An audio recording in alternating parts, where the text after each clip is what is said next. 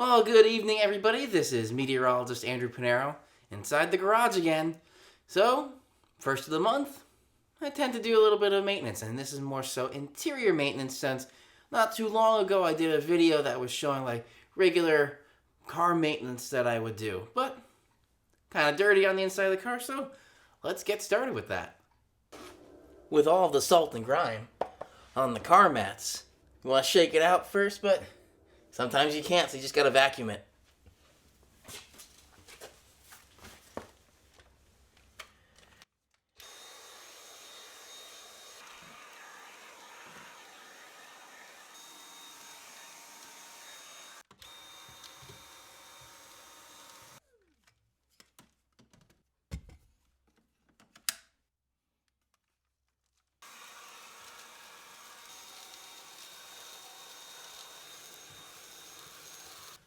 Alright, so besides cleaning, vacuuming, got a couple upgrades.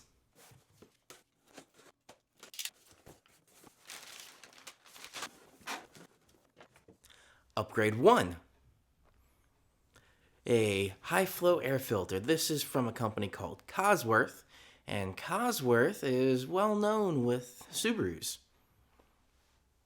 Alright, upgrade 2 is going to be an access port from a company called Cobb Tuning. New air filter. It's interesting they make it blue to match that blue of the car.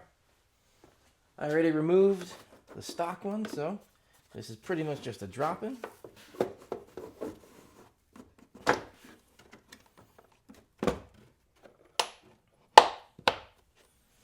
And that will allow a bit more air to come in more easily. So this is the Cobb access port. It uses what's called the OBD2 connector, onboard diagnostics. That is a computer plug that plugs straight into the engine's computer. For those of you that haven't really looked too much under the footwell, it's a very, very wide port. So this is an OBD2 connector. That plugs in under the steering wheel. This plugs into the access port. And essentially this allows me to reprogram the engine's computer.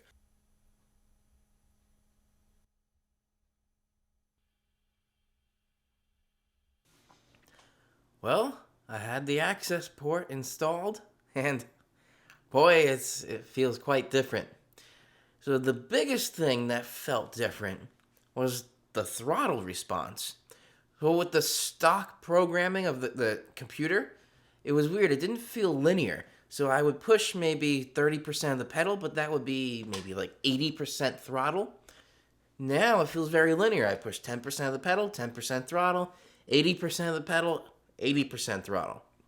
Now it does data log, and when I would be pushing 100% of the pedal, it would be showing the throttle open 99.6, which is close enough, but it doesn't fully open, it looks like, but that looks like a mechanical limit. So the data logging is quite a bit, so I've been going through that, tweaking some things, trying to fine-tune exactly how much boost the turbo puts out, but essentially it feels much better, the car. And it's making it, even though you may not be driving it at full throttle or wide open throttle all the time, it feels better overall. The more linear gas pedal feel essentially makes the car easier to drive. Just because you know if you put 10% down on the pedal, you know exactly how much throttle is open. So going from clutch and gas pedal, it's a little bit easier, and it does make a smoother transition when you're trying to start from a stop. So that was the little car update there. It overall feels nice. I'll be trying to get a recording. There's my initial reaction before, which wasn't recording, I was giggling quite a bit with how much I was being pushed back into the seat compared to just stock from just a reprogramming of the computer. So now, we do have a little bit of weather to talk about, so I won't take up too much time with that. So I'm going to transition here to my computer screen. And essentially with this, we're seeing a couple of different types of advisories. So the only really advisory out, winter weather advisory, this is for northeast Connecticut. Everywhere else is in either a special weather statement or a hazardous weather outlook. So that's pretty much it with that. Satellite's kind of interesting to take a look at. And this site from weather.cod.edu, College of DuPage, is really nice now. And it has the new GOES 16 satellite. So this is, what is this, shortwave? This is set on shortwave infrared. And you see clouds are really starting to build up. We have a couple of lines coming through. I always find it interesting just to watch the satellite. But anyway, onto the radar. So right around here, throughout the tri-state region, it looks like there's some precipitation, and right now it's all above freezing pretty much throughout the entire area. So this is all rain. The timing for this transition from rain to snow, that's going to be something quite interesting. So just going through a couple of forecast models here, not going to spend too much time on it. Off to the good old Tropical Tidbits website. So GFS, this is showing again starting as rain, and then right about this time, this is 1 a.m. This is where it's showing right around the Capital District there. It's already transitioned over to snow. And right around, say, just northern Orange County in the Hudson Valley, that looks like right where the freezing line is with the GFS. And yeah, this is showing a little bit more snow than what we were looking at yesterday with the weather podcast. But it's still showing timing about the same. So by the time we get to about 1 p.m. tomorrow afternoon, precipitation is pretty much gone, except for some lingering little snow showers or flurries for the Boston area. But these tight isobars mean it's going to be very, very windy. And then high pressure going into Saturday looks pretty nice. And then for Sunday, or late Sunday going into Monday, I should say, it looks like it may start out as some flurries, but then this is bringing in the warmer air sooner. So it may be a bit more rain by the time we get to, say, 7 or 8 o'clock Sunday. Then going into Monday, the precipitation looks like is faster than the cold air coming in. So yeah, Monday may look like it's not going to be as bad. It's mostly going to be heavy rain at times late Sunday. And maybe some little snow showers starting in, say, around midday. And as well, once you get a little bit more northwest into New York State there, closer to the Finger Lakes, yeah, they start a little bit earlier. But overall, it's pretty much going to be starting right around midday, I think. So this is the GFS. And pretty much I'm just going to show through Monday. There's another system middle of the week at about Wednesday, but that'll be in another video that you should definitely subscribe, and I'll have that video coming up as well. And then the NAM shows the same thing, starting as rain. And this is transitioning a little bit later. So if you remember on the NAM, it was a very, very thin line of some snow behind the precipitation yesterday. It's a little bit wider now. And that makes its way out. Still very tight isobars. High pressure comes in for Saturday. Looks pretty nice. And then for Sunday, about the same thing. Any precipitation starts at about midday, especially once you get a bit more north into New York State. And then pretty much that freezing line extends from right near that Pennsylvania, right where I'm pointing, the Pennsylvania-New Jersey border, up through Boston area. That looks all to be rain, especially once you get south of New York City there. But it is at a little diagonal. North of that, yeah, it could be a little bit of some snow. So starting out as some snow in areas, or a little bit of a mix. Transitioning to all rain. Even getting as far north the rain as, say, right around Albany. And that's as far out as this forecast model goes, but this has everything done and out of the picture, except for a few little regular rain showers in Boston by about, what time is this? 1 a.m. on Monday. Interesting to see there. Now, before I switch over to the other site, just look for snow totals. And I'm just going to show for tomorrow just because it's still a little bit uncertain going into Sunday into Monday. So let's switch this. Here we go.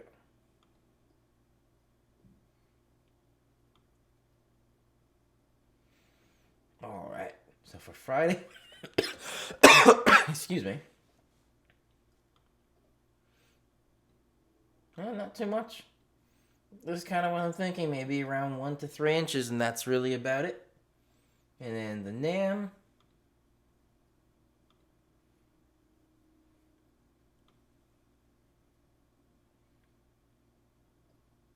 This is a little bit less, but still I'd say right around that 1 to 3 inches. So nothing out of the ordinary. A typical kind of run-of-the-mill little snowstorm coming through with not a lot of snow totals. I don't know if there'd be any school closings for tomorrow, but if anything, maybe a 1 or 2 hour delay, and that's about it, just until all that snow and the precipitation pretty much makes its way out. And the last two here, this is the Deep Thunder. So starting as some rain tonight. This is also pretty thin, kind of like what it was showing yesterday. But this is also showing much more ice too, which is something you have to watch out for. So even if we don't have a lot of snow, if there's a little coating of ice underneath the snow, that could be for making very slick conditions. So definitely watch out for that. And then after this, high pressure moves in, but still tight isobars, so it's going to be windy. And now we're going into Sunday morning, and there it starts out. So it looks like it's going to be a little bit colder, starting out of snow showers as far south as Jersey. Then that warm sector starts to come in, warming everything up, starting to see some icing getting a little bit north of the Hudson Valley. And then all that precipitation pretty much stays as rain because it's still in the warm sector of the synoptic scale kind of pattern. And then that cold air behind it does support a little bit of snow, but that's mostly what's called wraparound snow. It's not really going to be too much, and it just dies out. And that's the end of the forecast model, but it pretty much dies out before anything really comes to it or comes about. And here, regular RPM. This is what you usually see as the futurecast. So rain for tonight. Then we start to see that freezing line drop. This is about 1:30 in the morning. This is also a little bit of a wider snow band. But this pretty much is fast as well. So this is about 7:30 in the morning. Still some little snow showers there over Long Island. And then going into about 11, 12 o'clock, still doing maybe little flurries again, lingering around the Boston area. Some little lingering flurries possible. That could be a little bit of lake effect going around the Finger Lakes there, coming off of the Great Lakes. After that, looks like the high pressure starts to move in here. And then going into Sunday, right about here. This is where it's starting out. There's pretty much snow showers everywhere. And here comes the warm air. So there's where you see the freezing lines start to set up. And that was as far out as that forecast model went. All right. I'm going to switch back to my main view. And now that was just a quick little weather update at the end of the car video, just because we do have a couple of rounds of some winter weather coming through. So, I'm going to be talking about that, especially going into the weekend outlook forecast video for tomorrow, because it is the Super Bowl, so we'll talk about that with some more timings about what you can expect for by the time game time starts or any tailgating that you're going to be doing. Otherwise, hit that little subscribe button below and the bell icon next to it so you get notified whenever I either go live or upload a video, because we do have a lot of weather updating to do over the next week, because we have, looks like, 3 different rounds of some snow possibilities coming in. So we'll talk more about that coming up in the next few days. I will have also a car video of inside the car, trying to get the sounds, because I do have a much better shotgun mic on the camera right now. It is more sensitive and sounds better, so it's going to be able to pick up the car sounds much more clearer. If you watch the car exhaust video, the Axleback, you can hear the difference between the phone mic and the shotgun mic. So I'll have more videos on that coming up, trying to get you that little jerk back in the seat that I was getting, or the push back in the seat from the much more powerful or quicker acceleration of the car. Otherwise, that's pretty much it. This is meteorologist Andrew Pinero. Have a great evening, everybody, and definitely check back to see about any more weather updates over the next few days with this winter weather coming.